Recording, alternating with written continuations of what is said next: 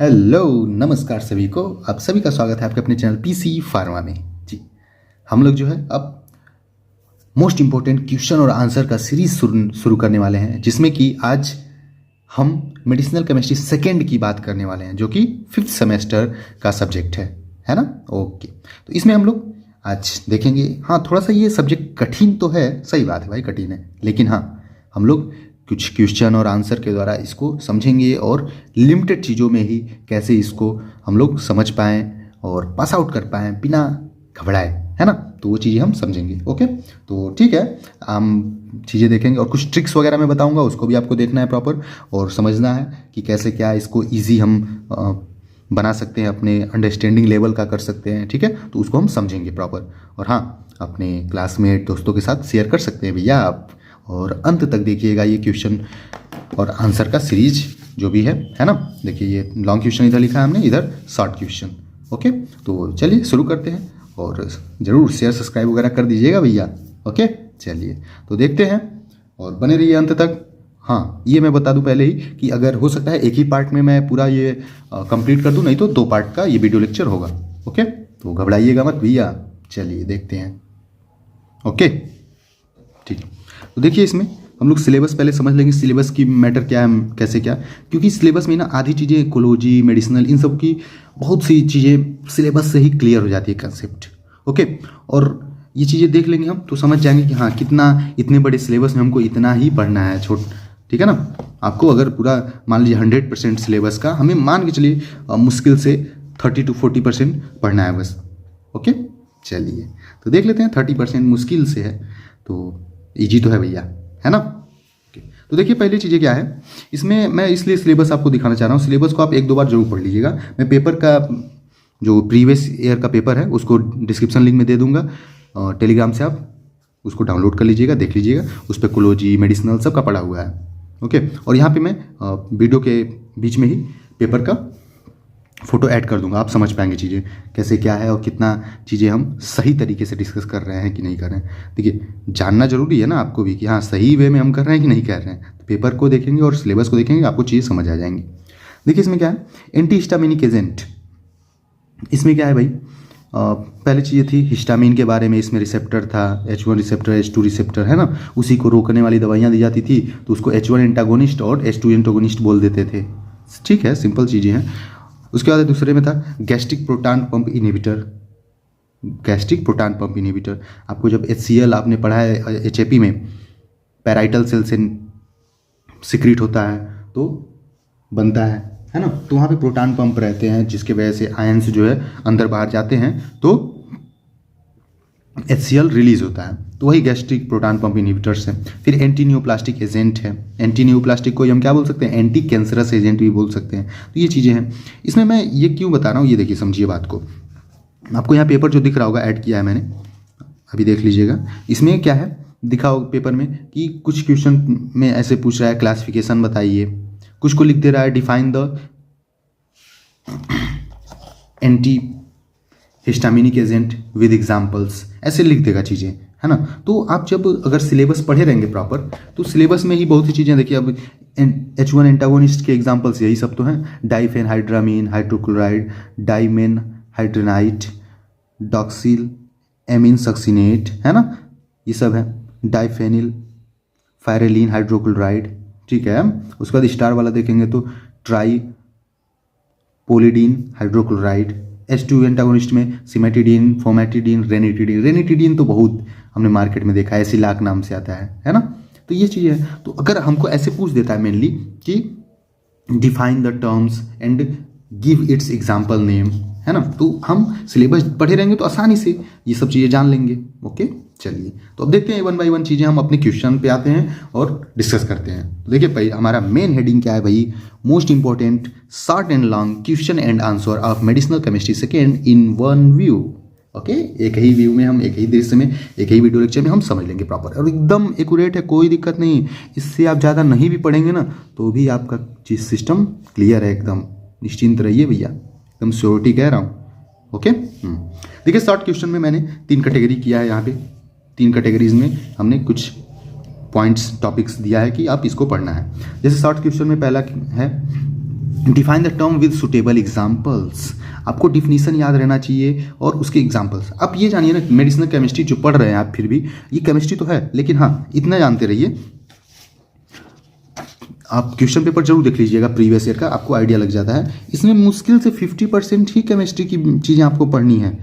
अगर 75 नंबर का पेपर है हमारा, है ना, तो इसमें से मान के चलिए हमको 35-40 नंबर ही बस केमिस्ट्री रहता है, 35 से 40 नंबर तक, और सब थियरी पोर्शन ही है। मोड ऑफ एक्शन रहेगा, MOA मैकेनिज्म ऑफ एक्शन या फिर mode of action, definition,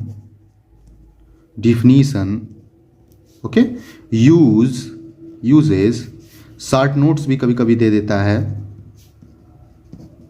okay. तो ये सब चीज़ें क्या है, थियरी पोर्शन ही तो भाई।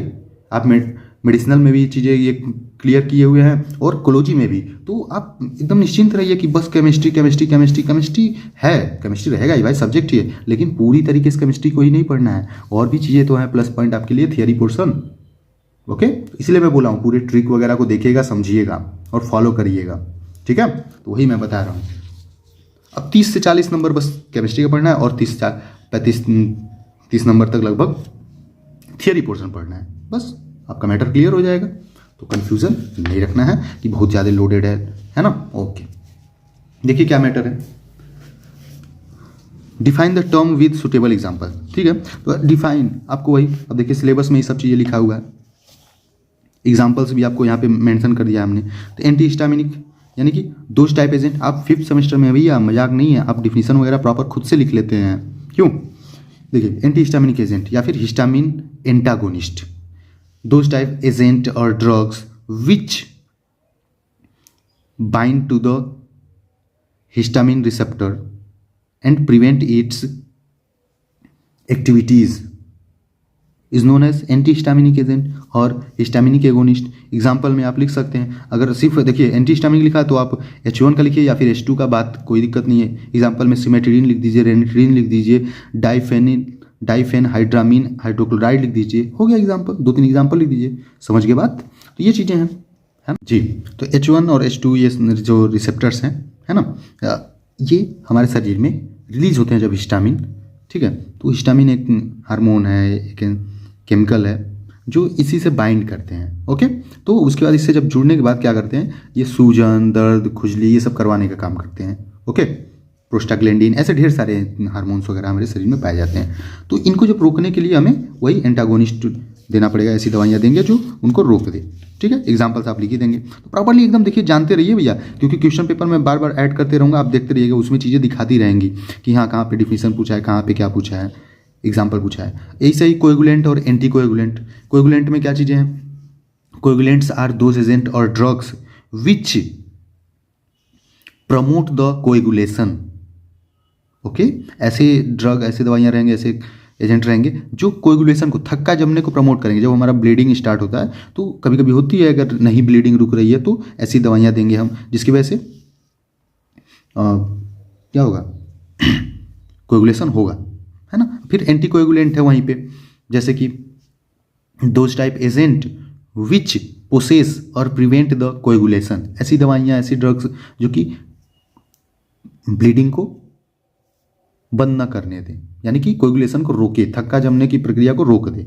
उसे एंटी कोएगुलेंट बोलेंगे। अब यहीं पे देखिए एग्जाम्पल लिखना रहे, आप यहीं पे देखिए आपके सिलेबस में डायरेक्ट दे दिया है यहाँ पे कोएगुलेंट और एंटी कोएगुलेंट की एग्जाम्पल्स, मेनाडियोन, एसिटोमेनोडियोन, वारफेरिन, एनसीडियोन, क्लोपिडोग्रेल, है ना।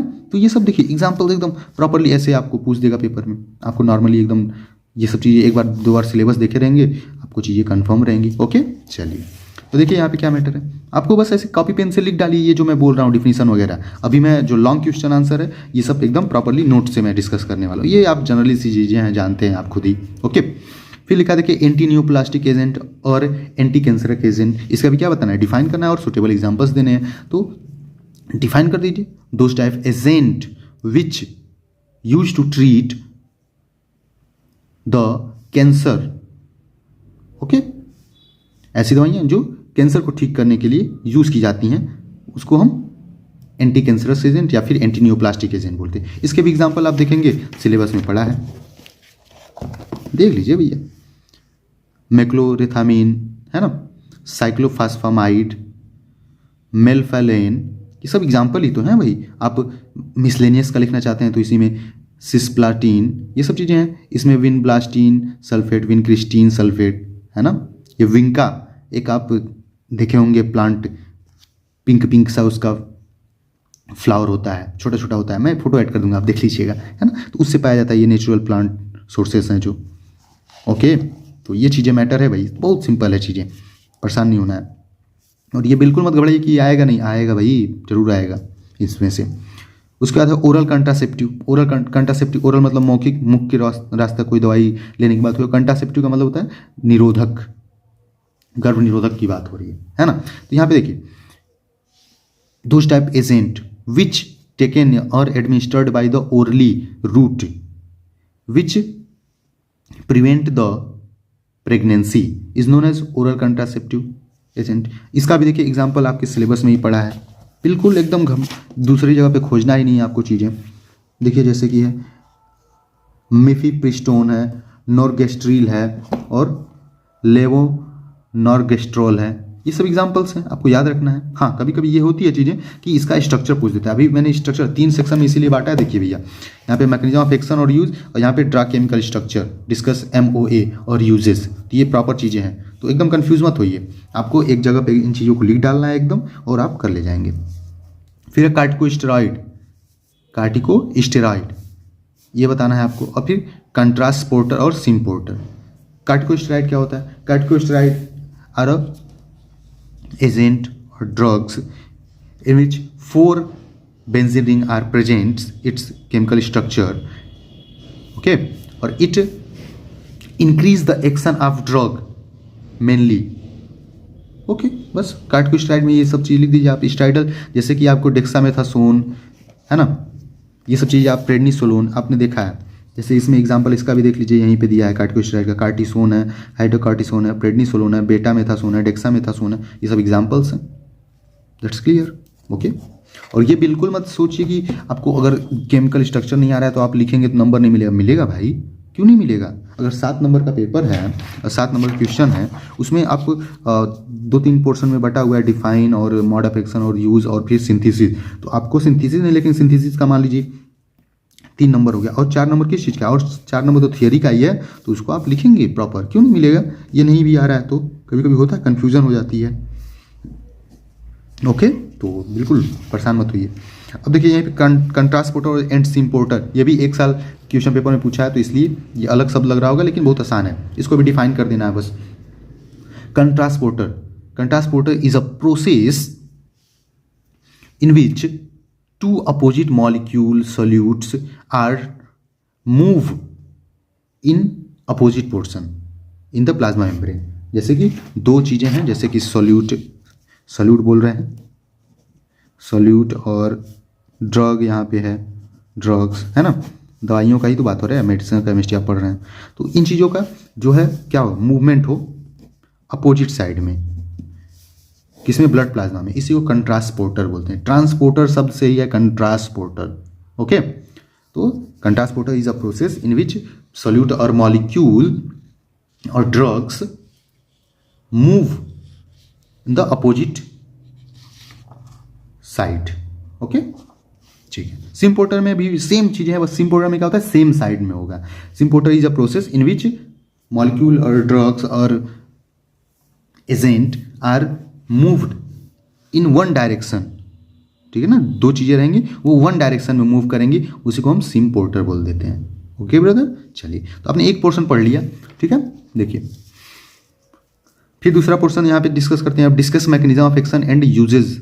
अब यहाँ पे देखिए मैकेनिज्म ऑफ एक्शन बताना है इन लोगों का हमें, मेथोट्रेक्सेट का, सिंडेनाफिल, टैडाफिल, लोवासार्टन और क्लोफिब्रेट। लोवासार्टन ये लोवास्टेटिन है भाई, और एंटी मेटाबोलाइट में मेक्लोरेथामीन है और मेथोट्रेक्सेट है। इन सबों का ये घुमा फिरा के चीज़ें भी पूछ देती हैं कभी कभी। देखिए यहाँ पे मेथोट्रेक्सेट है, यहाँ पे मेथोट्रेक्सेट है ना। अब मैकेनिज्म ऑफ एक्शन बताना है इनको नॉर्मली आपको। अब देखिए मेथोट्रेक्सेट जो है ये है एंटी कैंसरस मिकाइल ड्रग। सिंडेनाफिल और टाडाफिल, इन दोनों में से एक पूछ देता है कभी कभी, मैकेनिज्म ऑफ एक्शन बताइए इन लोगों का। तो ये है भैया डिसफंक्शन इरेक्शन, इरेक्शन डिस्फंक्शन, यानी कि मेल में जब पेनिस वगैरह जो है वो उसमें प्रॉपर इरेक्शन ना हो सेक्सुअली एक्टिविटी के लिए, तो उसी को हम जब ठीक करना रहता है तो यूज़ करते हैं सिल्डेनाफिल और टाडालफिल। फिर लोवास्टेटिन और क्लोफिब्रेट, ये दवाइयाँ हैं, दोनों में से एक पूछ सकता है मैकेनिज्म ऑफ एक्शन इसका। ये दोनों दवाइयाँ हैं उसका एंटी हाइपरलिपिडेमिक एजेंट का। ओके, एंटी हाइपरलिपिडेमिक एजेंट का है। देखिए क्लोफिब्रेट और लोवास्टेटिन है, स्टेटिन ग्रुप की दवाइयाँ। ये करते क्या है ना, ब्लड में कोलेस्ट्रॉल की लेवल को कम करते हैं। ओके, तो ये दवाइयाँ हैं, मैं अभी बता दे रहा हूँ, उनका मैकेनिज्म ऑफ एक्शन बता दे रहा हूँ। जनरली आप समझते रहिए, आप बस ये लग रहा हो कि बहुत लेंदी हो रहा है, नहीं लेंदी नहीं कर रहे हैं भैया। आप चीज़ें जब समझे रहेंगे ना, बार बार घुमा फिरा की चीज़ें हो रही हैं, तो आप प्रॉपर याद रहेगा आपको। अब बस याद करना है, अब आपको पेपर देना है भाई। एंटी मेटाबोलाइट, ये भी किसमें कैटेगरीज है, एंटी कैंसरस में की, जिसमें कि मेक्लोरेथामीन है, मेथोट्रेक्सेट है। ओके, इन सब का आपको मैकेनिज्म ऑफ एक्शन और यूज बताना है। तो यूज तो सिंपल है ना, ये it is used in the treatment of cancer. Sildenafil used in the treatment of the erection dysfunction in male mainly. Lovastatin and clofibrate, it is used in the treatment of the hyperlipidaemic patients, heart disorders, CHF related treatment. Okay, ये भी है anti cancerous agent. Simple uses तो हो गई भाई। अब mode of action थोड़ा थोड़ा समझ लेंगे हम, क्यों। ओके, तो आप देखते हैं मेथोट्रेक्सेट, ये किस चीज़ के लिए यूज हो रहा है, कैंसर को ठीक करने के लिए। अब कैंसर क्या होता है मेनली आप जानते हैं, कैंसर में होता क्या है कि एक्सेसिव अमाउंट ऑफ या फिर एबनॉर्मल सेल ग्रोथ होने लगता है, उसी को कैंसर बोल देते हैं। तो अब जो एबनॉर्मल सेल ग्रोथ हो रहा है, ढेर सारी सेल्स ग्रोथ हो रहे हैं जो, जैसे कि एक जगह पे हाथ है मान लीजिए, वहाँ पे मान लीजिए यहाँ पे हाथ वाला पोर्शन है आपका,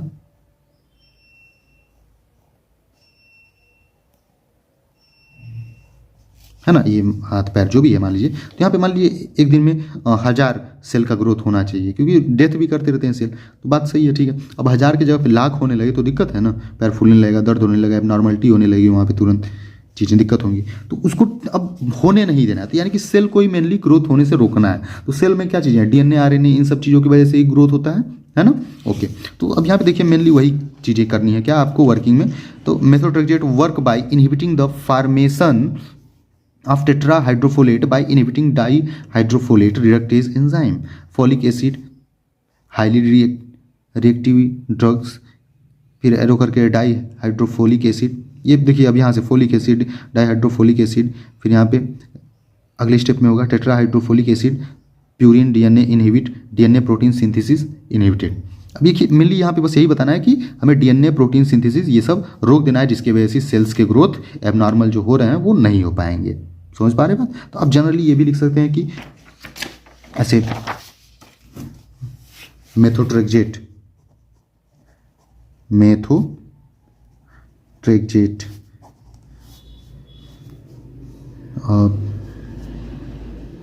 वर्कड एज, कभी भी लिखिए ना, अगर आप चीज़ें थियरी में भी लिख सकते हैं, नहीं तो ऐसे एरो बाई एरो लिखिए। अगर श्योर है तो एरो करके लिखिए, जिससे एकदम क्लियर कट दिखता है और एग्जामिनर को भी आसानी से चीज़ें समझ आ जाती हैं।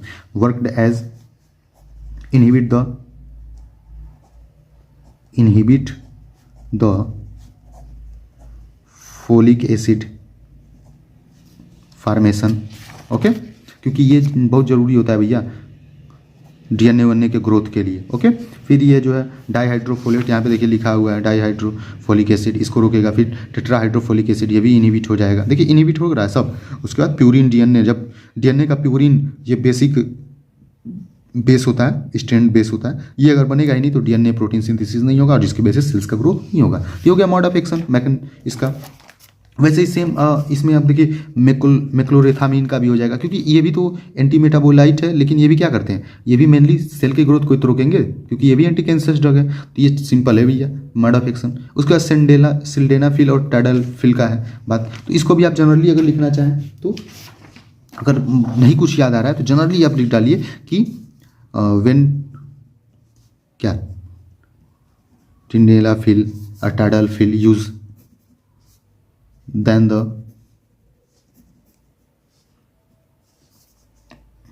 the occurs, क्या होगा भैया अगले स्टेप में लिख डालिए, इन द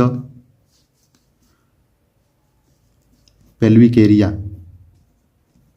पेल्विक एरिया और करके आप इन पेनिस, इन पेनिस, आप ऐसे लिखते जाइए, सुनते जाइए, लिखते जाइए भैया, चीज़ें थोड़ी सी चीज़ें हैं, आप अलग से भी ये चीज़ें नॉर्मल हैं, छोटी छोटी चीज़ें। Pain in penis blood circulation are increased, हो गया इसका मोड ऑफ एक्शन, और यूजेज लिख डालिए, बात खत्म। फिर लोवास्टेटिन और क्लोफिब्रेट है, इसका भी देख लेते हैं भैया क्या मैटर है जी। देखिए यहाँ पे एक को समझ लेंगे हम, लोवास्टेटिन को या फिर क्लोफिब्रेट को, फिर हो जाएगा मैटर क्लियर। तो आपको वो पता है कि एंटी हाइपरलिपिडेमिक एजेंट्स हैं वो, ठीक है। तो इसका देखिए वर्क क्या है, mode of action. Lovastatin work by inhibiting HMG को एंजाइम रिडक्टेज, ओके।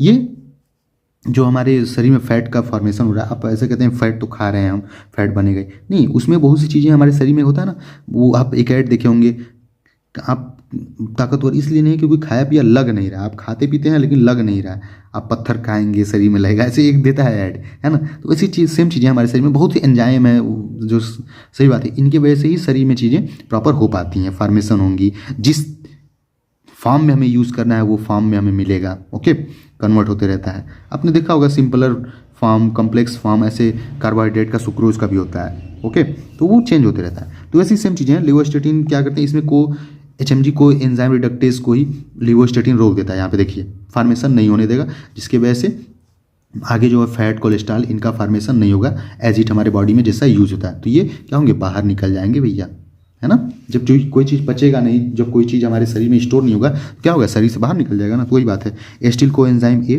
फिर यहीं पे एरो करके एस्टोएस्टाइल को एंजाइम ए थायोज के प्रेजेंस में बनेगा, एस्टोएस्टाइल को ए, फिर HMG को ए सिंथेस होगा, इसके एंजाइम के प्रेजेंस में HMG को ए बन रहा है। फिर यहाँ पे HMG को ए रिडक्टेज, यहीं पे देखिए लोवास्टेटिन वर्क कर दिया और ये अब बनने नहीं देगा, इनके सिंथेसिस को रोक देगा, ओके, यहीं पे इनको रोक देगा। तो अब इसके बाद से ये आगे की प्रोसेस होंगे ही नहीं और आगे की चीज़ें बनेंगी ही नहीं, समझ की बात। ये छोटा छोटा मोड ऑफ एक्शन है, आप चीज़ें समझ जाइए, ओके, ठीक है। अब ये चीज़ हो गया, मैकेनिज्म ऑफ एक्शन, ये 3-4 चीज़ों की थी, आपको याद रखना है। फिर अब आता है draw chemical structure and discuss the mode of action और यूजेस। अगर कभी कभी आपको 2 नंबर में या फिर बड़े क्वेश्चंस में भी पूछ देता है, आपको केमिकल स्ट्रक्चर बताने रहेंगे, मोड ऑफ एक्शन और यूजेस भी बताने रहते हैं साथ ही साथ, तो ये चीज़ें रहती हैं, तो इसको देखना पड़ेगा भाई क्या मैटर है। देखिए हमने इसमें 4-5 दवाइयों के नाम दिया है, मेनली आपको याद रखना है, बना के। अब देखिए केमिकल स्ट्रक्चर जो भी है ना, इसको आप 4 बार 5 बार बना के, आप रफ कॉपी का भी इस समय भैया आपको बहुत ज़्यादा यूज़ करना है, उस पर बार बार आपको ये सब प्रैक्टिस करना है, कोई भी रहे, हम रहे चाहे कोई भी रहे, ये सब प्रैक्टिस करने से ही चीज़ें याद रहती हैं। जैसे मैथ हुआ, केमिस्ट्री हुआ, ये सब प्रैक्टिस से याद रहती है, सिर्फ याद करने से, रटने से नहीं याद होंगी। देखिए इसमें क्या क्या, किसका किसका बनाना है, रिवेप्राजोल या फिर ओमेप्राजोल का पूछ सकता है, सिंडेनाफिल और टाडालफिल का पूछ सकता है, ये बार बार क्वेश्चन में रिपीटेटिव, प्रीवियस ईयर का पेपर आप देख लीजिएगा। डाइफेन हाइड्रामीन का पूछ सकता है ना, ये H1 एंटागोनिस्ट है भैया हिस्टामिनिक के, HCl। वर्पामिल और एम्लोडिपिन, ये हाइपरटेंशन में यूज़ होती हैं दवाइयाँ। नाइट्रोग्लिसरीन, ये किस में यूज़ होती हैं, ये एंटी एंजाइनल में यूज़ होती हैं, ओके। मेटफॉर्मिन, ये किस कैटेगरी की दवाई है, ये एंटी डायबिटिक है भैया, याद रखिए ऐसे बार बार कैटेगरी वगैरह तो ही आप लिख पाएंगे। डिजॉक्सिन एंड डिजिटॉक्सिन, ये भी किस में यूज़ होते हैं, एंटी एंजाइनल में यूज़ होते हैं, ओके। तो इनके हमको स्ट्रक्चर बता देना है 1 by 1, आप देख लीजिए और याद हो जाएगी चीज़ें, ओके। चलिए तो पहला हम देख लेंगे रिवेप्राजोल का और ओमेप्राजोल का, दोनों में से एक पूछ सकता है, तो दोनों में से एक को देख जी। देखिए यहाँ पे ओमेप्राजोल का है, ओमेप्राजोल और रिवेप्राजोल ये एक ही कैटेगरी के हैं, तो कुछ कंपाउंड जो सब्स्टिट्यूएंट चेंज रहेंगे, नहीं तो स्ट्रक्चर सेम ही रहेगा, ओके। तो यहाँ पे देखिए ओमेप्राजोल की स्ट्रक्चर में क्या चीज़ें हैं, बेंजीन रिंग है जिससे H3CO लगा हुआ है, उसके बाद ठीक है यहाँ पे 5 बांड वाला रिंग है, ठीक है। इसमें जो है जिसे हम पेंटेन वो पढ़ते थे ना, आप ऑर्गेनिक केमिस्ट्री में पढ़े थे, 3 बांड के बाद से बनना स्टार्ट हो जाता था, ओके। हेक्सेन, ये सब चीज़ें, एथमेथ, ये सब था ना, उस तरीके का है चीज़ें। तो यहाँ पे NH है, यहाँ पे N डबल बांड N लगा हुआ है, फिर यहाँ पे bond N double bond O, क्योंकि आपको पता है ऑक्सीजन डबल बांड से जुड़ता ही है, ओके। और नाइट्रोजन की वैलेंसी कब कंप्लीट होती है, 3 बॉन्ड से जुड़ता है। जैसे कार्बन जो 4 बॉन्ड से जुड़ता है। ओके, फिर यहाँ पे एरो बॉन्ड करके फिर यहाँ पे एक बेंजीन रिंग है, यहाँ पे CH3 है, यहाँ पे OCH3 है, यहाँ पे CH3 और यहाँ पे, तो ये आप प्रॉपर्ली 2-3 बार बनाएंगे, आपको चीज़ें याद हो जाएंगी भैया। ओके, कंफर्म ये कर लीजिए। उसके बाद सेम यहाँ पे रिवेप्राजोल का भी ये चीज़ें देख लीजिए। ये बेंजीन रिंग है, फिर यहाँ पे 5 मेंबर रिंग है ना। उसके बाद है यहाँ पे भी NH और N लगा है, सेम देखिए वहीं पे, बस यहाँ पे सल्फर ग्रुप जुड़ गया है, वहाँ पे N ग्रुप था, नाइट्रोजन था, यहाँ पे नाइट्रोजन था, आप देख पा रहे हैं, यहाँ पे सल्फर जुड़ गया है। ठीक है, फिर बेंजीन रिंग, इसमें भी नाइट्रोजन है, और यहाँ पे देखिए ये CH3 है भैया, ये सब CH3 है, यहाँ पे ये सब CH3 है, जहाँ पे भी एक बॉन्ड, यहाँ पे ऑक्सीजन लगे, ऑक्सीजन से 2 बॉन्ड। ठीक है, फिर यहाँ पे भी CH2 रहेगा यहाँ पे, क्योंकि एक बॉन्ड इधर हो गया, एक बॉन्ड इधर, और CH2 लिख देंगे तो कार्बन से 2 बॉन्ड जुड़े हुए हैं और 2 हाइड्रोजन, तो CH2, फिर यहाँ पे O है, और यहाँ पे भी क्या आ जाएगा फिर CH3। तो ऐसे ही सिंपल हो गया रिवेप्राजोल और ओमेप्राजोल का स्ट्रक्चर। ओके, तो आप चीज़ें एकदम सिंपली ये बार बार बनाएंगे, रिपीटेटिव, याद हो जाएगा। अब देखिए लास्ट में इतना तो करना पड़ेगा भाई, अब मुश्किल से आपको एकदम लिख डालना है, 30-40 पेज का नोट्स होगा, उसी 30-40 पेज को 2 बार 3 बार आपको प्रॉपर कर लेना है ना। मैं ये शॉर्ट क्वेश्चन और लॉन्ग क्वेश्चन पूरा बता रहा हूँ। ओके, चलिए जी, अब हमें देख लेना है सिल्डेनाफिल और टाडालफिल का स्ट्रक्चर। ठीक है, और मोड ऑफ एक्शन ये आपको बता ही दिए हैं ऊपर ही हम अभी। ठीक, यूजेज आप जानते ही हैं इनका क्या यूज़ है, और रिवेप्राजोल और ओमेप्राजोल का भी यूज़ जानते हैं, GERD में होता है, फिर गैस्ट्रिक इरिटेशन या फिर गैस्ट्रिक प्रॉब्लम में होता है, अपसेट स्टमक में होता है ना, एसिडिटी में भी दिया जाता है कहीं ना कहीं, ये चीज़ें इसका यूज़ वगैरह था। ओके, और ये प्रोटॉन पंप इनहिबिटर थे, तो वही है, सिंपली इनका मोड ऑफ एक्शन लिखना रहे। ओमेप्राजोल रिवेप्राजोल का तो ये it inhibit the proton pump transportation in the parietal cell और स्टमक, बस सिंपल सी बात है। तो सिल्डेनाफिल और टाडालफिल का देख लेते हैं भैया स्ट्रक्चर, ये जरूर याद रखिएगा क्योंकि ये पूछ देता है, बार बार मैंने देखा है। देखिए यहाँ पे बेंजीन रिंग है, इसमें नाइट्रोजन लगे हुए हैं और यहाँ पे CH3, फिर यहाँ पे बॉन्ड S और दोनों तरफ पे है O। ओके, ऑक्सीजन, फिर बॉन्ड बेंजीन रिंग, फिर यहाँ पे ऑक्सीजन है और यहाँ पे CH3, फिर यहाँ पे N डबल बॉन्ड है यहाँ पे, और NH लगा हुआ है। देखिए N के साथ डबल बॉन्ड यहाँ पे क्यों है, क्योंकि आप जानते हैं 3 बॉन्डों से जुड़ता है भैया, एक यहाँ पे हो गया, 2 यहाँ पे हो गए, फिर यहाँ पे ऑक्सीजन है, ये सब चीज़ें, फिर यहाँ पे रिंग है और नाइट्रोजन CH3 और CH3, ये CH3 यहाँ पे। देखिए मैं ये क्या कह रहा हूँ कि कन्फ्यूज़न होंगी, बहुत सी चीज़ें दिक्कत हैं, थोड़ी सी कन्फ्यूज़न होंगी, लेकिन आप याद रखिए, चीज़ें बार बार रिपीट करेंगे आपको याद हो जाएंगी। ठीक है, आपने 5 याद किया, एक में कन्फ्यूज़न हो गया तो कोई बात नहीं, आपने याद तो किया ना, कन्फ्यूज़ नहीं होना। एक आध सब्स्टिट्यूएंट भूल भी जाते हैं CH3 वगैरह तो चल जाएगा, कभी कभी जो क्या बताएं सच्ची, तो एग्जामिनर भूल जाता है भाई, उसके अंदर भी प्रेशर रहता है, कितनी कॉपियाँ चेक करनी है वगैरह वगैरह, ध्यान देना, थोड़ा सा हो जाता है कन्फ्यूज़न, तो आप बेझिझक प्रैक्टिस करिए, हो जाएगा आपसे, बिल्कुल घबराइए मत। ओके, देखिए जैसे sildenafil is a vasoactive agent, vessels को एक्टिव कर देता है, वेजल्स नसें जब एक्टिव हो जाएंगी तो उसमें जो शिथिल पड़ा हुआ है पेनिस वो इरेक्ट कर जाएगा, क्योंकि वो ब्लड सर्कुलेशन पे ही डिपेंड करता है, इसमें कोई घबराने और शर्म वाली बात नहीं है। ठीक है, ये जनरल सी बात है। ओके, यहाँ पे टाडाफिल का है, तो एक याद रखिए आप, एक याद रखिए दोनों में से और बना दीजिएगा, कोई बात नहीं, हो जाएगा। ठीक है ना, ये चीज़ें स्ट्रक्चर है इसका। मैकेनिज्म ऑफ एक्शन वही है, यूज़ देखिए यहाँ पे है, it is used in the treating erectile dysfunction, it raise the blood flow to penis the resulting sexual stimulation. Okay, ठीक है। उसके बाद है it is also use treating the sign symptom of the benign prostatic हाइपरपल्सिया।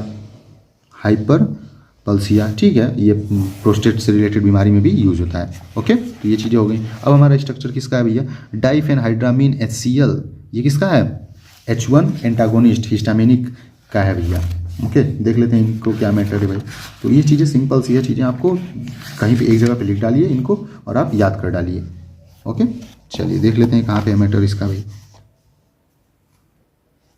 जी, डाइफेनहाइड्रामीन। अब यहाँ पे देखिए कुछ चीज़ें ऐसे रिलेटेबल भी है ना, अब ये आपको सिंथेसिस में भी याद करने को सहायक रहेगा ये चीज़ें। डाइफेनहाइड्रामीन हाइड्रोक्लोराइड पूछ देता है, यहाँ पे डबल बेंजीन रिंग है भैया, और यहाँ पे कार्बन है, कार्बन 4 बॉन्ड से जुड़ेगा ना, तो देखिए 1 2 3 4, तो यहाँ पे कार्बन जुड़ गया, फिर ऑक्सीजन है डबल बॉन्ड से जुड़ गया, CH2, फिर CH2N और CH3 डॉट HCl जो सब ऐसे सब्सटीट्यूएंट है, मतलब अलग से ये लगाए जाते हैं, इनका कोई रोल नहीं होता है एक्टिविटी को इंक्रीज़ करना या डिक्रीज करना, बस ये कंपाउंड को स्टेबल करने के लिए ये रखे जाते हैं ताकि उसका एक्सपायरी वगैरह बढ़ाया जा सके, ताकि अच्छे से यूज़ करें, है ना। इसका कोई रोल नहीं होता फंक्शन, बस कंपाउंड को स्टेबल बनाने के लिए इसका सब्स्टिट्यूशन ऐड कर दिया जाता है, इसको रिएक्ट करा दिया जाता है। समझ गए बात। अब जैसे नीमोस्लाइड, पैरासीटामॉल ऐसे देखे होंगे, बहुत सी ऐसी चीज़ें देखी हैं जिसमें HCl जोड़ दी जाती है। HCl का कोई रोल नहीं होता लेकिन उसको रख दिया जाता है, उसमें एसिक्लोफिनेक, पोटेशियम ऐसे ऐसे जोड़ दिया जाता है, तो ये सब एडिशनल चीज़ें रहती हैं। तो ये याद कर लीजिए, ओके। 2 बार लिखेंगे आप याद हो जाएगा। और इसका अभी हम लोग सिंथेसिस भी पढ़ेंगे। सिंथेसिस 8 कम से कम 8-10 आपको पढ़ना रहेगा एक्चुअल में, ठीक है। 19 है, टोटली 19 है, लेकिन आपको 8-10 पढ़ना रहेगा। फिर अगला देखते हैं वर्पामिल एंड एम्लोडिपिन। एम्लोडिपिन आपने जरूर देखा होगा, ओके। वर्पामिल और एम्लोडिपिन, इसमें देख लेते हैं स्ट्रक्चर, एक का पूछ सकता है जी। तो ये है भैया वर्पामिल, जैसे लग रहा है कि कन्नड़ नाम है कोई, है ना, वर्पामिल। और इसके बाद एम्लोडिपिन देखना है। तो देखिए थोड़ा सा ये चीज़ें हैं। वर्पामिल जो है ये आपका एंटी एंजाइनल ड्रग है जो कि कैल्शियम चैनल ब्लॉकर है, ओके। आप कभी भी स्ट्रक्चर वगैरह भी नॉर्मली पूछता है ना, तो थोड़ा सा इसका इंट्रो लिख डालिए कि it is anti anginal drug which act by the calcium channel blocking, okay. Use भी याद है तो वो भी लिख दीजिए 2 लाइन, कोई दिक्कत नहीं है। उसके बाद स्ट्रक्चर बना दीजिए ऐसे। देखिए यहाँ पे बेंजीन रिंग है, यहाँ पे ऑक्सीजन जुड़े हुए हैं, यहाँ पे CH3 रहेगा, यहाँ CH3, यहाँ पे नाइट्रोजन है, ट्रिपल बॉन्ड है ये, ठीक है। फिर यहाँ पे CH3 है, यहाँ पे भी CH3। इसको जब IUPAC नेम में लिखेंगे ना तो ये सब CH3 चैन जो है खुला हुआ दिखाएगा आपको, ओके। फिर यहाँ पे भी देखिए ट्रिपल बॉन्ड नाइट्रोजन जोड़ दिया है, ये बेंजीन रिंग है। फिर यहाँ पे डबल बॉन्ड ऑक्सीजन हैं, यहाँ पे भी CH3 लगे हुए हैं। यह है आपका वर्पामिल। आपको देखिए भैया लिख के थोड़ी सी चीज़ें पढ़नी पड़ेंगी, है ना। अब लिमिटेड चीज़ें हैं, लेकिन इस लिमिटेड चीज़ में भी आप सोचेंगे कि ना पढ़ना पड़े तो दिक्कत है ना, तो करना पड़ेगा थोड़ा सा आपको, ओके। फिर यहीं पे आपको देख लीजिए एम्लोडिपिन का स्ट्रक्चर जो पूछा था। एम्लोडिपिन, यहाँ पे बेंजीन रिंग है, यहाँ पे क्लोरीन है, यहाँ पे बॉन्ड, यहाँ पे बेंजीन रिंग है NH, यहाँ पे CH3, यहाँ पे डबल बॉन्ड है, फिर यहाँ पे ऑक्सीजन जुड़ा हुआ है, फिर ऑक्सीजन CH3, ओके। यहाँ बेंजीन रिंग के साथ आपको NH देखने को मिल रहा है, और इधर भी साइड है ऑक्सीजन, इस साइड भी ऑक्सीजन, ये CH3 NH2। ये है आपका एम्लोडिपिन। एम्लोडिपिन भी क्या है, ये BP को कम करने की दवाई है, वैसोडाइलेटर की तरह ये वर्क करता है। आपको वेजेस को डायलेट कर देगा तो आपकी BP लो हो जाएगी जी। अब अगला नाम है नाइट्रोग्लिसरीन, फिर मेटफॉर्मिन और डिजॉक्सिन एंड डिजिटॉक्सिन। बस ये 3 पढ़ लेंगे तो हमारा ये शॉर्ट्स क्वेश्चन का जो चीज़ें हैं सिलसिला खत्म हो जाएगा, शॉर्ट्स क्वेश्चन और आंसर का। तो देखिए नाइट्रोग्लिसरीन का स्ट्रक्चर क्या है। नाइट्रोग्लिसरीन भी एक एंटी एंजाइनल ड्रग है भाई, ये भी वैसोडाइलेटर की तरह काम करता है। इसको हम ओरली लेते हैं, जीभ के नीचे, सबलिंगुअल कैटेगरी का ये ड्रग है, okay. Glycerine is synthesized by treating the dehydrate glycerine with mixture of fuming nitric acid sulphuric acid. ये 2 नंबर में भी कभी कभी सिंथेसिस इसका पूछ देता है, या 7 नंबर में भी पूछ सकता है। तो याद रखिए 2 स्टेप में बस बनता है भैया, ये चीज़ें हैं, ओके। फिर HNO3 और H2SO4 के प्रेजेंस में बनता है, और ये इसका प्रॉपर स्ट्रक्चर है। इसको अलग तरीके से भी आप बना सकते हैं, ओके।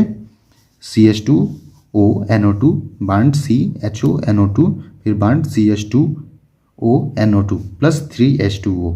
देखिए पूरी तीनों चीज़ें वही है सेम, बट यहाँ पे CH हो जाएगा, CH2 नहीं रहेगा, क्योंकि कार्बन जो 2 बॉन्ड से यहाँ पे जुड़ी गया, हाइड्रोजनिक 3 हो गया, है ना, ओके। यहाँ पे CH2 लिखना पड़ रहा है, यहाँ पे CH2, ठीक है भैया। तो ये चीज़ें हैं, ओके। यहाँ पे 3H2 वो हो गया। तो ये चीज़ें आपका नाइट्रोग्लिसरीन का स्ट्रक्चर है, नाइट्रोग्लिसरीन।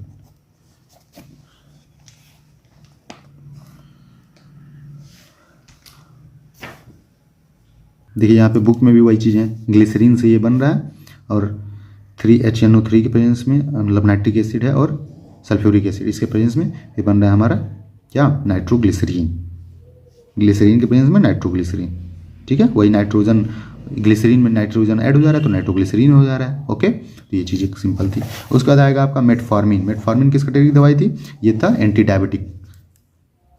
मेटफॉर्मिन देखिए क्या है मैटर इनका भैया, देखिए सिंपल सा स्ट्रक्चर है भैया आपका यही, ओके। ये मेटफॉर्मिन है। मेटफॉर्मिन की सिंपल सी चीज़ें लिखनी रही तो बाइगुआनाइड एंटी हाइपरटेंसिव एजेंट है, ठीक है। It improve the glycaemic control by decreasing hepatic glucose production. ये लीवर जो है ग्लूकोज जो प्रोड्यूस करता है उसी को रोक देता है ये मेटफॉर्मिन, जिसकी वजह से ग्लूकोज का लेवल बढ़ेगा नहीं। ओके, मैकेनिज्म ऑफ एक्शन वही देखिए, अगर लिखना रहे तो लीवर से ग्लूकोज लेवल को डिक्रीज कर देगा, सिक्रीशन को, बस यही होगा। मेटफॉर्मिन लिखिए हैरो करके, it decrease the sugar secreting by the liver. फिर लास्ट में लिख दीजिए then the glucose level are managed. Use में लिख दीजिए, देखिए यही लिखा है, it is use in the adjacent of the exercise in NIDDM patient older than 18 years. ये जो नॉन इंसुलिन ड्रग डिपेंडेंट है, जिसको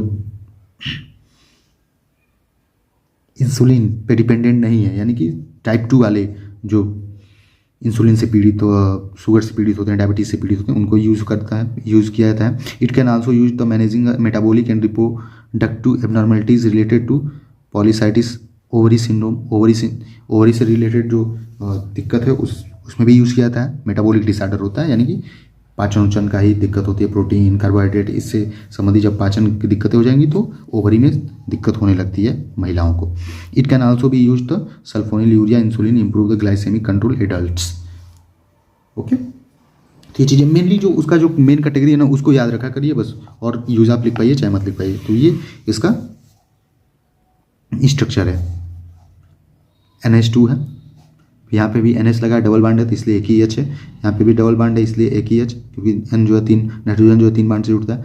फिर NH, यहाँ पे भी N है, यहाँ पे CH3 ये आपका मेटफॉर्मिन का स्ट्रक्चर है। आप एक दो बार लिखेंगे आप चीज़ें समझ जाएंगे। ओके, अब लास्ट स्ट्रक्चर बचा है डिजॉक्सिन और डिजिटॉक्सिन। ये डिजिटैलिस से पाए जाते हैं, ये नेचुरल सोर्सेज हैं। ओके, इसको देख लेते हैं जी। इसमें एक याद रखिए, दोनों का काम हो जाएगा आपका, कोई दिक्कत नहीं है। यहाँ देखिए डिजॉक्सिन और डिजिटॉक्सिन, थोड़ा सा इसका बहुत ज़्यादा बाइंडिंग है, इसका मॉलिक्यूलर वेट ज़्यादा रहेगा। जिसकी मॉलिक्यूलर वेट ज़्यादा है उसकी बाइंडिंग तो ज़्यादा रहेगी ना, CH2 वगैरह, जितने ये जुड़ेंगे उतना ही उसका मॉलिक्यूलर वेट ज़्यादा रहेगा। ओके, तो ये है इसका स्ट्रक्चर डिजॉक्सिन और डिजिटॉक्सिन का। एक याद रखिए, काम बन जाएगा आपका। यहाँ पे देखिए जो डॉटेड लाइन है और एक्स्ट्रा थिक लाइन है, तो ये स्टीरियो केमिस्ट्री को दर्शाती है। स्टीरियो केमिस्ट्री जिसमें जो 3D स्ट्रक्चर बनाई जाती है किसी भी कंपाउंड का। ओके, 3D आगे पीछे ये दिखाया था ना, आगे पीछे फ्रंट का 3 डायमेंशन, तो वही चीज़ें हैं भैया। बेंजीन रिंग है, आप एकदम काउंट कर लिया करिए कि कितनी बेंजीन रिंग्स हैं, 1 2 3 4 5 6 7 8 ये सब है। उसके बाद इसमें यहाँ पे OH जुड़ा हुआ है, यहाँ पे CH2 है ना। ये थिक लाइन जो है ये पीछे की दर्शाती है और OH जो है सामने का दर्शा रहा है कि सामने बॉन्ड लगा हुआ है। ओके, हम क्योंकि बोर्ड पे और या कापी पे 3D तो नहीं बना सकते ना, अब हम जो सामान है जो भी हम यूज़ करते हैं ये तो 3D बना देते हैं, फ़ोन है, तख्ता है, चाहे जो भी चीज़ें 3D बना देते हैं, लेकिन इमेजेस जो है 3D बनाना थोड़ी सी दिक्कत रहती है, तो इसलिए ऐसे आगे पीछे ऐसे दिखाना पड़ता है, दर्शाना पड़ता है। तो OH है, यहाँ पे भी O है, यहाँ पे CH2 है। ओके, यहाँ पे O है, CH2, फिर ये सब आप देख लीजिए एक बार दो बार, आप बना लेंगे, चीज़ें कंप्लीट हो जाएंगी। मैकेनिज्म ऑफ एक्शन देखना है अगर डिजिटॉक्सिन का, तो ये वेजोडाइलेटर की तरह काम करते हैं। ओके, ये भी कंजेस्टिव हार्ट फेल्योर में CHF में यूज़ होते हैं। CHF क्या, कंजेस्टिव हार्ट फेल्योर में, कि जब हार्ट फेल्योर हो जाए, कंजेस्टिव हार्ट फेल्योर, कंजेस्शन का मतलब होता है क्या, सिकुड़न। जब कभी हमारी जो आर्टरी है वो सिकुड़ जाती है, नैरो कर जाती है, तो वहाँ पे हार्ट के पास प्रॉपर ब्लड नहीं पहुँच पाता है, तो उसकी वजह से वहाँ पे हार्ट फेल्योर की कंडीशन आती है। फेल्योर का मतलब क्या होता है, काम न कर पाना, तो उस समय ये दवाइयाँ दी जाती हैं डिजिटॉक्सिन या फिर डिजिटॉक्सिन और डिजॉक्सिन, जिसकी वजह से प्रॉपर हार्ट की वर्किंग हो पाती है। तो ये वेजोडाइलेटर की ही तरह काम करते हैं। यूजिंग वही है, CHF में यूज होता है। ओके, हार्ट बीट जब इरेगुलर है तभी, यानी कि एरिदमिक कंडीशन में भी इसको यूज़ किया जाता है। तो ये चीज़ें हैं, आप बस इसको बना लीजिएगा, एक बार दो बार आप कर पाएंगे। ये इनका स्ट्रक्चर इसलिए लंबा होता है ना भैया, इनका मॉलिक्यूलर वेट ज़्यादा रहता है, तो जितना मॉलिक्यूलर वेट उतने मॉलिक्यूल्स रहेंगे, तभी तो। अगर मान लीजिए हाइड्रोजन का 1 है, तो अगर 100 है किसी चीज़ का मॉलिक्यूलर वेट, तो 100 बार तो हाइड्रोजन लिखना पड़ेगा ना भाई, समझ रहे बात। तो वही चीज़ है, मेन मैटर यही होता है। तो ये भैया आपका शॉर्ट्स क्वेश्चन आंसर का सिलसिला खत्म हुआ, और सेकेंड पार्ट में हम लोग देखेंगे लॉन्ग क्वेश्चन आंसर। ओके, ये शॉर्ट का था, मैं PDF में डाल दूंगा इन चीज़ों को, आप देख लीजिएगा। ओके, चलिए यहाँ पे देखिए लॉन्ग क्वेश्चंस हैं, discuss detail about insulin and it's preparation. Simple सा है, ये 2 चीज़ें यूनिक है थोड़ी सी, इसलिए मैंने ऐड कर दिया है। Okay, explain the nomenclature stereochemistry of steroid, ये भी छोटा सा है। ये 2 टॉपिक देखिए एकदम यूनिक है आपके सिलेबस में, तो इन दोनों में से एक जरूर पूछता है 7 नंबर में कम से कम। ओके, इंसुलिन प्रिपरेशन और नोमेनक्लेचर, तो बहुत सिंपल है नोमेनक्लेचर, 3-4 स्टेप बस बता देना है कि स्टेरॉइड के कितने क्या क्या कंपाउंड ऐड करेंगे, क्या क्या सब्स्टिट्यूएंट लगाएंगे कि क्या हो जाएगा, स्टेरॉइड का नाम क्या हो जाएगा। ओके, स्टीरियोकेमिस्ट्री वही 3D डायमेंशन में स्ट्रक्चर रहेगा। उसके बाद क्लासिफिकेशन ऑफ एंटीहिस्टामिनिक एजेंट और explain the SAR of antihistaminic, discuss the synthesis and use of cimetidine, cimetidine का सिंथेसिस दीजिए और इसका क्लासिफिकेशन दीजिए। तो क्लासिफिकेशन एक चीज़ जानते रहिए आप, जो आप सिलेबस में पढ़ रहे हैं ना भैया, उसी को एकदम लिख डालिए, बेहिचक एकदम लिख डालिए। एंटीहिस्टामिनिक एजेंट का क्लासिफिकेशन लिखा है ना, तो सिंपल सी एकदम चीज़ें हैं। आप एक तरफ H1 एंटागोनिस्ट लिखिए और एक तरफ H2 एंटागोनिस्ट, और इसका H1 और H2 में यही चीज़ लिख डालिए एकदम बकायदे, कोई दिक्कत नहीं है। आप ऐसे सिंपली ऐसे पूरा करिए, देख लेते हैं यहीं पे एकदम छोटा सा डेमो है ना। चलिए, यहाँ पे प्रॉपर हेडिंग दे दीजिए क्लासिफिकेशन का, यहाँ पे H1 लिख दीजिए, यहाँ पे H2 लिख दीजिए बस। और यही चीज़ें जो आपको 4-4, 5-5, ये जरूरी नहीं है बिल्कुल कि आपको एकदम पूरी दवाइयाँ याद ही रहे, 4-5 दवाइयों का नाम याद है, आप ऐसे नंबरिंग करके लिख दीजिए, हो जाएगी। जैसे डाइफेन हाइड्रामिन, ओके, HCl, ऐसे 4-5 नाम लिख दीजिए। फिर ट्राई प्रोलिडीन, 2 नाम हो गया। फिर ऐसे ऐसे लिख डालिए जो भी 2-3 नाम है। इधर आप सिमेटिडीन, फेमोटिडीन, रेनिटिडीन, हो गया, ये क्लासिफिकेशन हो गया। बहुत डीप आपको करने की जरूरत नहीं है, आप कंफ्यूज हो जाएंगे, बिल्कुल नहीं आपको परेशान होना है। ओके, चलिए इसी में देखिए, जब ये हो जाएगा तो सार आपको एकदम सिंपल, सार भी आपको दूसरे नेक्स्ट चैप्टर में मैं पढ़ा दूंगा प्रॉपर एकदम सार, एकदम मैं आसानी से बता दूंगा कि एक कंपाउंड जो है ना उसमें कहाँ पे OH जोड़ देंगे तो उसकी एक्टिविटी। सार में आपको यही बस बताना है स्ट्रक्चरल एक्टिविटी रिलेशनशिप में, कि जब स्ट्रक्चर है उसमें ऐसी क्या जोड़ रहे हैं या फिर हटा रहे हैं सब्स्टिट्यूएंट, कि उसकी एक्टिविटी क्या हो रही है, चेंज हो रही है, घट रही है, बढ़ रही है, वही आपको सार में बताना है। सिंपल सा है, OH जोड़ देंगे, CH2 जोड़ देंगे, CH3 जोड़ेंगे, कि और कोई कंपाउंड है, सल्फ्यूरिक एसिड जोड़ रहे हैं, क्या चीज़ें जोड़ रहे हैं कि एक्टिविटी घट रही है या बढ़ रही है। ओके, सिमेटिडीन का उसी को देखिए और करके ये भी पूछ सकता है, explain the SAR of H1 या फिर H2 एंटागोनिस्ट और गिव सिंथेसिस डाइफेनहाइड्रामिन या फिर cimetidine and mode of action. ये चीज़ें इस तरीके से भी क्वेश्चन पूछ सकता है। यहाँ पे भी देखिए 14 क्वेश्चन है, discuss SAR of mechanism of action of alkylating agent, explain the synthesis of mechlorethamine, mechlorethamine का पूछ सकता है और सिंथेसिस इसका और सार पूछ सकता है। क्लासिफिकेशन इसी को और करके classification of anti cancerous agent ये पूछ सकता है और एक्सप्लेन द सिंथेसिस। देखिए अब क्लासिफिकेशन में वही एल्कलाइटिंग एजेंट है, फिर एंटी मेटाबोलाइट है, मिसलेनियस है और एक प्लांट सोर्स है। प्लांट सोर्स में क्या था, विनका के सोर्सेस थे, विनक्रिस्टीन था, विनब्लास्टीन था, ये सब चीज़ें थी। ओके, तो बस सिंपल है। फिर देखिए यहीं पे सिंथेसिस भी पूछ सकता है इसी के साथ, मेथोट्रेक्सेट का और mode of action and use भी पूछ सकता है। तो ये मुश्किल से मतलब लॉन्ग क्वेश्चन का भी ना देखेंगे अगर तो हम 15 से 20 पेज की नोट्स होगा प्रॉपर, और इसका मान लीजिए 10 पेज का है ना। तो टोटल 30-35 पेज आपको पढ़ने हैं भैया, 2-3 बार रिवाइज करेंगे आप, चीज़ें हो जाएंगी। ओके, तो ऐसे ऐसी चीज़ें हैं, मैं सेकेंड पार्ट में वीडियो के आपको समझा दूंगा सार वगैरह। तो ठीक है, बने रहिए और लाइक से सब्सक्राइब वगैरह कर दीजिए। थोड़ी सी चीज़ें मैं समझ रहा हूँ कि थोड़ी सी प्रॉपर हो सकता है मैंने ना समझा पाया हो, ओके, क्योंकि थोड़ी सी जल्दबाजी में ये चीज़ें नहीं हो पाई। और ठंडी में बचा के रहिए भैया, और ठीक है लगे रहिए एकदम से। Best of luck.